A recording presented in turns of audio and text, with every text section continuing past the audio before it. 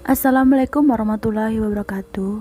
Perkenalkan kami dari kelompok 2. Kami akan mempresentasikan sumber-sumber pembiayaan pembangunan daerah, yaitu yang pertama ada tabungan sukarela masyarakat, yang kedua tabungan pemerintah, ketiga bantuan luar negeri, keempat pinjaman luar negeri, 5 penanaman modal asing. Baiklah, yang pertama ada tabungan sukarela masyarakat, yaitu bagian dari pendapatan masyarakat yang tidak digunakan untuk kegiatan konsumsi dan dapat menambah jumlah tabungan. Selanjutnya ada tabungan pemerintah, yaitu selisih antara pendapatan pemerintah dari sumber-sumber penerimaan yang ada dengan pengeluaran rutin pemerintah. Tabungan pemerintah sangat dibutuhkan untuk membiayai investasi. Ketidakstabilan yang terjadi antara investasi dengan jumlah tabungan yang ada memaksa pemerintah untuk mendapatkan modal dari pihak asing. Selanjutnya ada bantuan luar negeri. Ciri-ciri bantuan modal luar negeri adalah yang pertama ada aliran modal yang berasal dari luar negeri tersebut tidak memiliki motif untuk mencari keuntungan. Yang kedua, ada aliran modal tersebut diberikan kepada negara peminjam dengan syarat yang lebih ringan dibanding dengan berlaku di pasar internasional.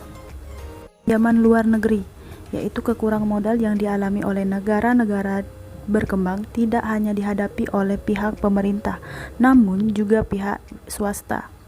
Pihak swasta dapat lebih mengembangkan usahanya bila mendapat tambahan modal dan menggunakannya pada usaha-usaha yang produktif.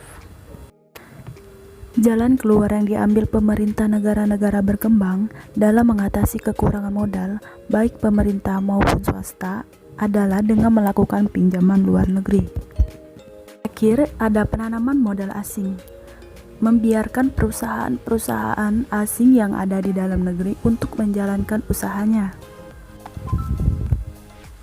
Struktur pembiayaan pembangunan menutup defisit anggaran pembangunan dan defisit neraca pembayaran.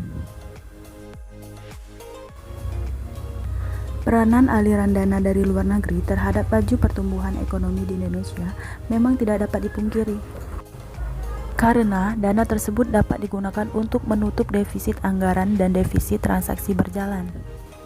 Selain itu, modal dari luar negeri juga dapat menutupi pengarahan modal dari dalam negeri yang tidak mencukupi dalam pembiayaan pembangunan. Selanjutnya, kita masuk ke pembahasan yang dalam, yaitu pendapatan asli daerah. Ada pajak daerah, retribusi daerah, hasil pengelolaan kekayaan daerah yang dipisahkan. Contoh, bagian laba dari BUMD dan hasil kerjasama dengan pihak ketiga. Lain-lain pendapatan asli daerah yang sah. Contohnya penerimaan daerah di luar pajak daerah dan retribusi daerah seperti jasa giro dan hasil penjualan aset daerah. Yang selanjutnya ada dana perimbangan. Ada dana bagi hasil atau DBH, kedua ada dana alokasi umum atau DAU, yang ketiga ada dana alokasi khusus. Sedangkan dana bagi hasil atau DBH itu yang dihasilkan dari pajak, bea cukai, atau juga sumber daya alam yang dihasilkan oleh daerah tersebut.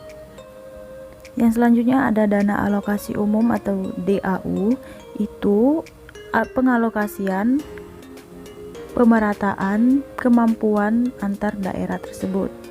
Sedangkan dana alokasi khusus atau DAK itu untuk mendanai kegiatan pemerintah secara khusus di daerah tersebut. Baiklah, demikian yang dapat saya sampaikan. Terima kasih. Wassalamualaikum warahmatullahi wabarakatuh.